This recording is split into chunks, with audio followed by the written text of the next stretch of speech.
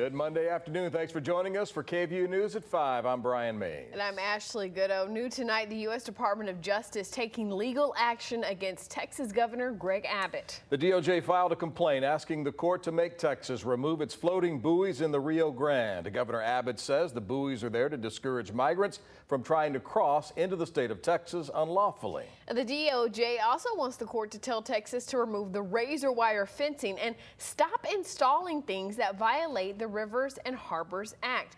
Last week, the DOJ warned Texas it would take this action if the state didn't commit to removing the water barrier by 1 p.m. today. Now, Governor Abbott sent a letter to the president this morning defending the state's actions, arguing the Constitution grants Texas the sovereign authority to protect its borders and writing, quote, "Texas will see you in court, Mr. President," end quote. In the meantime, Texas DPS is looking into allegations of inhumane treatment after a state trooper wrote an email saying orders were given to push migrants back into the river and refuse them water to drink. DPS leaders have since said troopers may be misinterpreting orders. If a member from one of our leadership or a supervisor tells a trooper to push back migrants, what that means is to verbally tell them, go to a port of entry.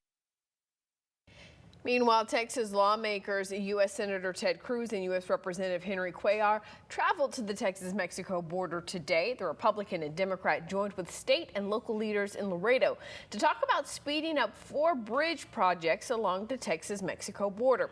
Senator Cruz says the projects would improve trade and reduce America's dependency on China. Both lawmakers plan to include funding for the bridges in the House and Senate budget bills. Texas Governor Greg Abbott signed the Texas property tax bills into law back on Saturday. Now, these bills were passed earlier this month during a special legislative session, the second one, following a months-long standstill between the Texas House and Senate. The $18 billion deal will provide relief to homeowners and businesses. If voters approve aspects of the bills in November, the average homeowner is expected to save nearly $1,400 per year, nearly $1,500 a year for seniors. More details on the plan can be found on our website. That, of course, is KVUE.com. Well, the city of San Antonio is suing the state of Texas over a new law opponents call the Death Star. House Bill 2127 doesn't just strip power from city council and city government and our local community. It rips choices about our community from the hands of local voters.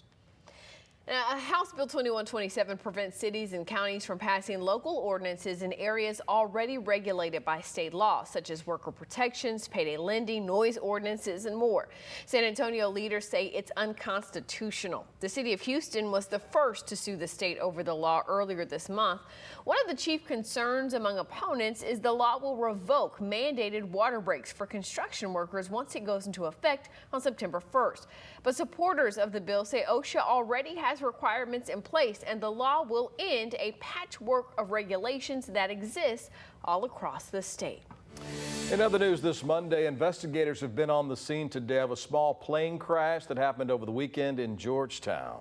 And the plane hit a vacant 2-story home on Northwood Drive, injuring 3 people. This morning, we saw City of Georgetown investigators at that home. The FAA and NTSB are also investigating the crash. KVUE's Matt Fernandez talked with the mother of one of the people who was on the plane. Matt, what did she tell you? Ashley, just pretty incredible story. Take a look at that. The plane still remains in the roof of this home. Monica Stinson, so thankful her daughter, the pilot, and his wife able to walk away from this. This was a complete miracle. Monica Stinson takes a look at the plane her 30-year-old daughter was in Sunday morning. Words cannot explain. So, I just thank God that she's here and that they're all okay. Stinson says her daughter, Lauren Perales, is from Leander. She was in the plane with her friends from Austin. A pilot with more than 25 years experience and his wife. There was 3 in the plane. They were returning from Fredericksburg from having breakfast there.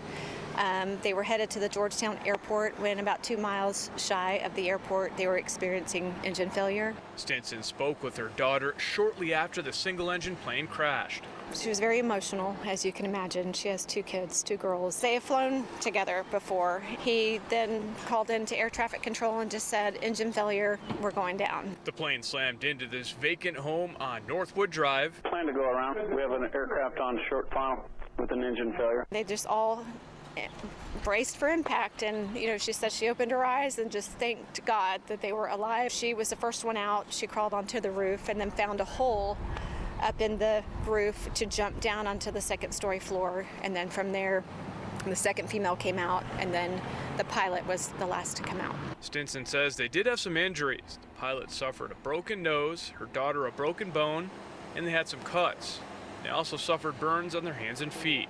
If that's the worst that came out of this, we're also very thankful. The Georgetown Fire Chief says the FAA was on site to begin their investigation, and they'll be working with the NTSB. We do have a operation that's available to come in to assist with removing the wreckage, but all this needs to first be recreated, and we don't want to create any harm to reconstruction before we go ahead and do the remedial process. As for Stinson, she looks forward to spending time with her family. Thank God that everyone's okay, and she definitely had they all had a guardian angel over them, so very grateful.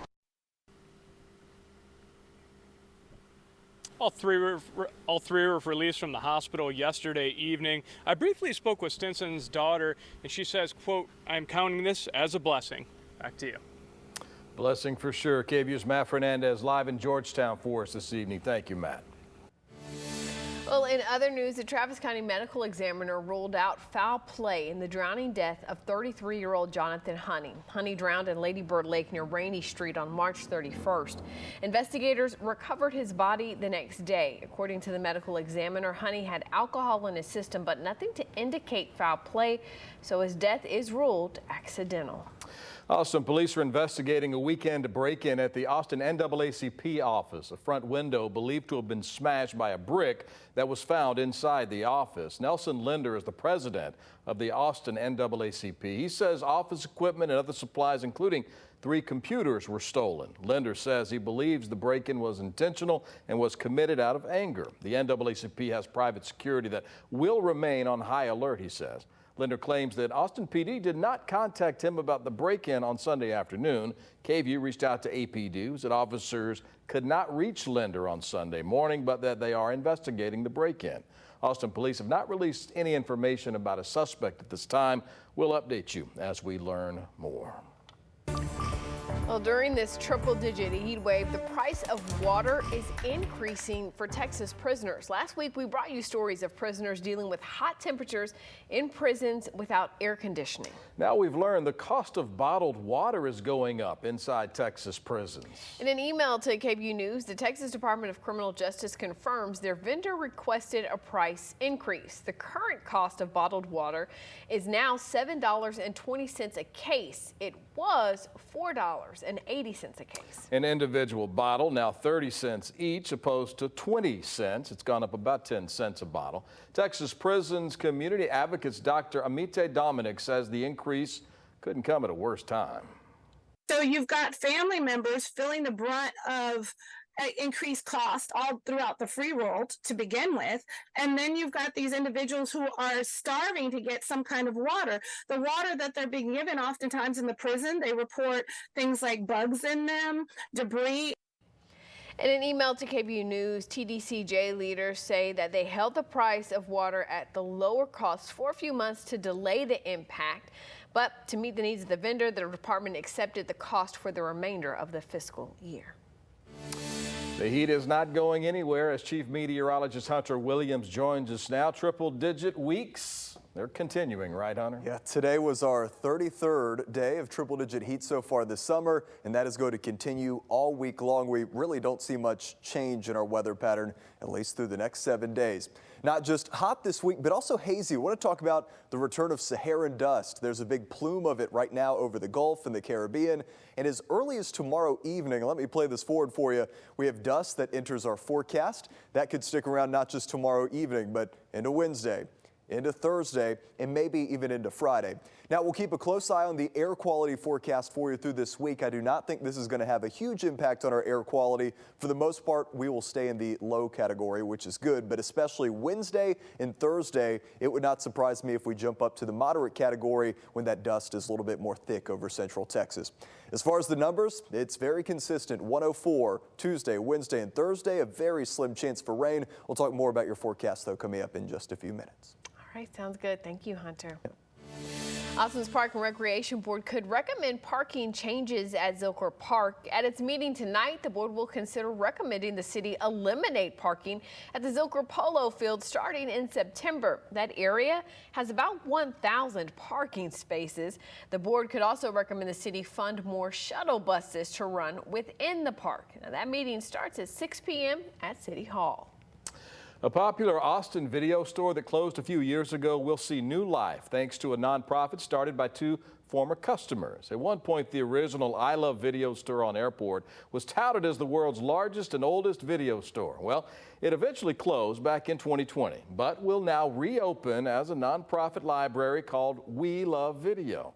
The new location will be on East North Loop Boulevard. The Austin American-Statesman reporting it will offer an art gallery, micro cinema, and weekly events.